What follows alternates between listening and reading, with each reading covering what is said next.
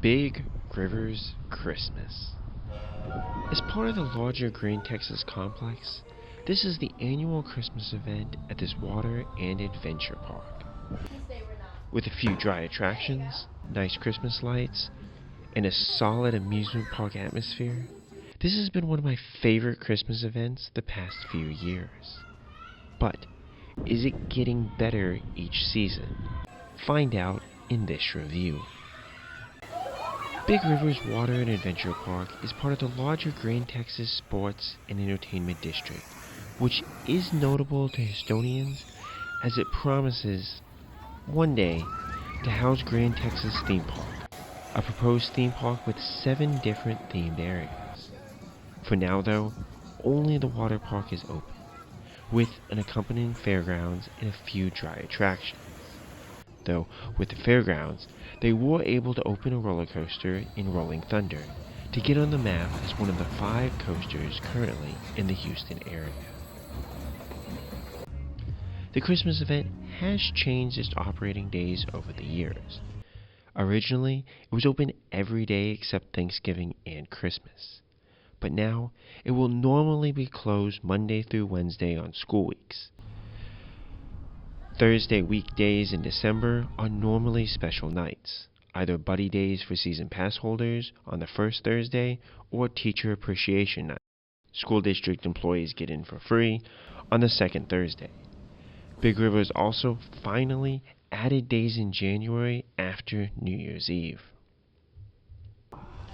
For the price, it is relatively reasonable.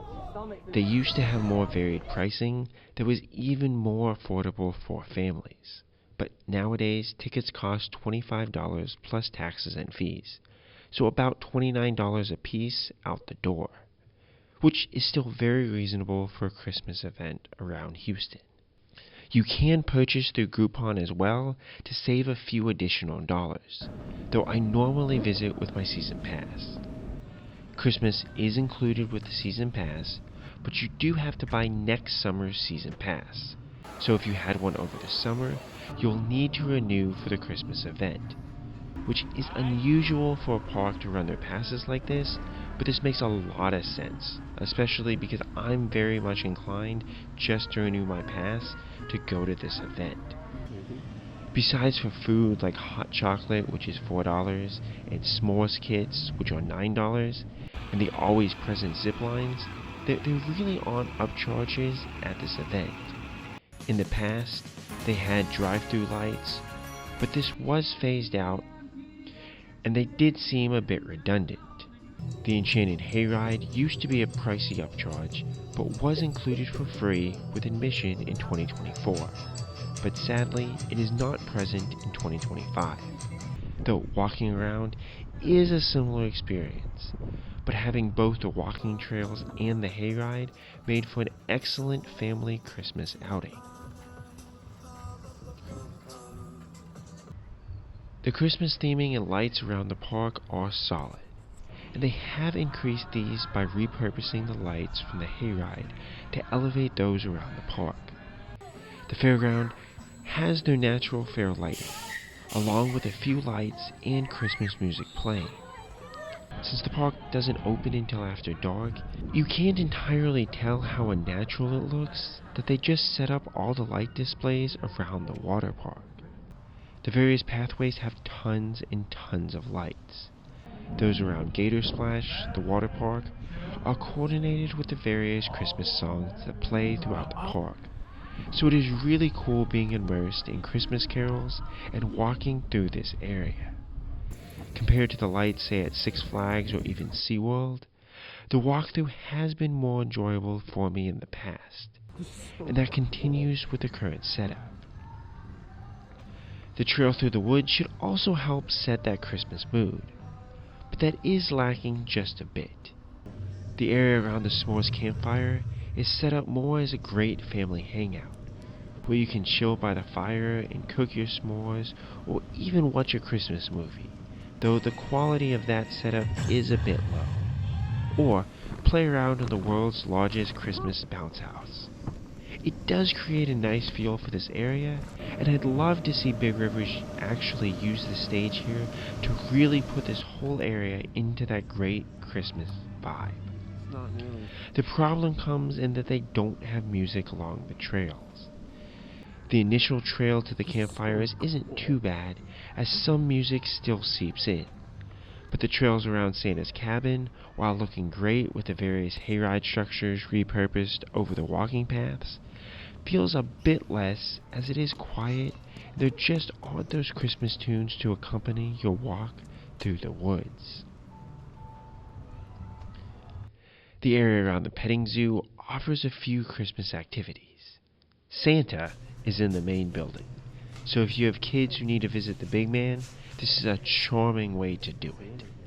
The barn also has some family activities such as coloring sheets and letters to Santa, as well as free ornaments that you can make.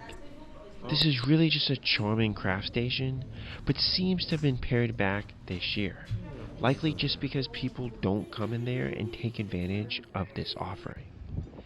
There's a decent selection of food, from a funnel cake stand in the fairgrounds, to the main restaurant which has decent enough barbecue, and cookie making kits if you want to do that as a family, to a place where they'll sell s'more kits near those fire pits, all of which were surprisingly open even on a slow weeknight.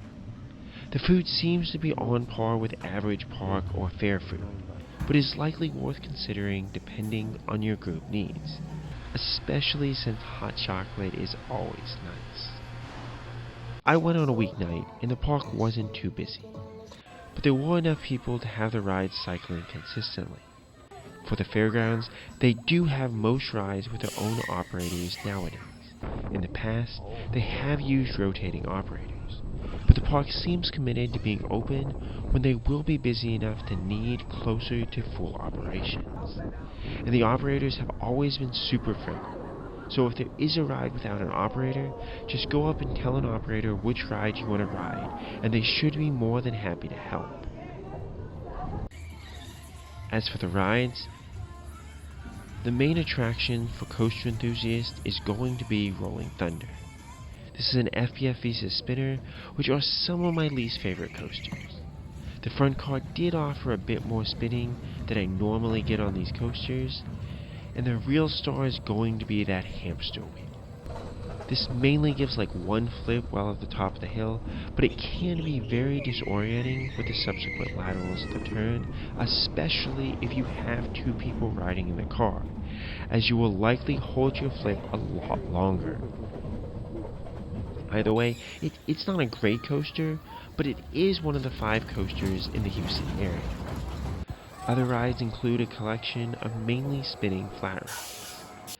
The largest is Screaming Eagles, and they did ask riders not to snap the cars, but they were decent enough between the winds and drafts to make it an enjoyable family experience. Balloons is a spinning ride that is easy to spin when flat, but gave me trouble spinning when tilted. Swings, Ladybugs, and Plain Crazy are 3 kid-only rides with a 54-inch height restriction. This is listed on the rides, but not on the website. And when you see how small the swings are, it does make sense, as well as the other rides kind of look like smaller kiddie rides too. El Paso Express is a kid train ride, but adults are allowed to ride if they'd like. Lafitte's Fury looks to be a promising swinging ship, but offered light airtime on the apex only if you pushed yourself up. It did offer disorienting positive G's on the downward swings though, so essentially most of the negatives of this type of ride without the benefits. It has a listed weight restriction of 165 pounds or 75 kilograms online, but that is not enforced in the park itself. Twister is a very basic version of this ride, and it wasn't the easiest to spin with just one person, though it is likely fun with a group. Spindle Top is a solid 360 pendulum ride, offering nice feelings on the apex swings, my favorite on these types of rides, and decent hang time and a jerking motion over the top.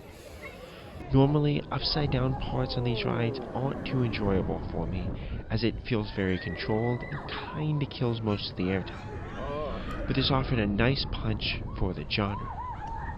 The ride cycle is a bit on the short side, but with short lines, you can ride as much as you like. And I've even had the operator on this ride ask the group if we just all wanted to go for an extra cycle when we got back to the station. So it should be very easy to get extra rides if the crowds are low. Do note the height restriction for guests needing a companion requires an adult over 18 to ride with the child, which might be an issue on this ride. Bayou Bounce is a rather tall kiddie drop tower, and it is really fun as it gives a nice quasi-drop feeling, even riding as an adult, though it has been closed on my recent visits. Lastly, Stratosphere is the new for 2024 drop tower that offers a solid thrill ride, as going up makes one really worried about that drop, and the drop can pull you down really nicely. Either as a solid ARM drop tower like other similar towers, or I've even gotten a bit tighter of a restraint that has really pulled me down the drop and gave me an extra drop feeling on this tower specifically. It is nice that the Fairground Rides are included with the event, because many Christmas light events, these are going to be an extra upcharge. So it really makes that $30 for an entrance ticket very affordable for families. In 2023, Vulture's Dive was included as a free aerial activity for the Christmas event, similar to say Govember or other off-season events that Big Rivers does. But this has been discontinued in 2024. You can still pay to do all the aerial activities if you'd liked, but none are included. For the dry attractions, there's axe throwing and archery that you can try your hands at. I'm not the best at either, but it is always fun to try. The maze is neat as well, with the added bonus of trying to find the 4 letters that spell maze within it. The bounce house was a bit deflated, but is also massive, and the park claims it to be the world's largest Christmas bounce house. And it offers a nice mix of obstacles, slides, and things to climb. In 2024, this was located over by the body slides in the water park, which was a nice place for guests to actually see it, but it has been moved back to its original spot in the woods near the campfires. Overall, how good is Big Rivers Christmas? This is a solid event at a reasonable price. The Kima Boardwalk and Pleasure Pier offer better attractions, and especially better coasters, for a similar price point. But the Christmas atmosphere of this park is top notch. If you're just looking for this coaster credit, this seems to be an ideal time to visit between the atmosphere, reasonable price, and the park being open most days. As a Christmas event, I really enjoy Big Rivers Christmas, as it is probably one of my favorite Christmas events that I've been to at any amusement park, if you don't factor in Christmas shows, which, granted, are most of what Holiday in the Park at Six Flags is all about. For families, the price point should allow everyone in your party to visit and have an enjoyable Christmas-themed evening without feeling like you got overcharged. As I've visited other Christmas events around Houston, I do prefer the lights at Magical Winter Lights, as those lanterns are just simply phenomenal, though the rides are an additional upcharge. Sugarland Holiday Lights also offers a wonderful light display for a cheap $15 price point, which does beat Big Rivers on price. 2 years ago, Big Rivers Christmas was a solid Christmas event, and I was really excited to see it grow and become just that little bit better. But it really has taken a backseat to other events, as it just hasn't stayed as good as it was in the past, though the trail lights are enjoyable, and the overall charm of the lake and woods does radiate solid camp charm. I would like to see Big Rivers add a few shows to this event, is that seems like a very natural addition, and they hardly ever use their stage for the seasonal events. And it would definitely elevate it to one of the best events in Houston. Bringing back the Hayride would also easily make this event on par with most other light events out there, though that would require investing in more physical lights to put around the park itself. Still, Big River's Christmas is a charming and affordable experience, and the biggest reason I currently have a season pass. Especially if you can use that buddy day in December, as that's $60 in my pass right there. What are some of your favorite Christmas events around Houston? Have you made it to all 5 roller coasters in Houston? Let me know. And as always, Kapkun Krap.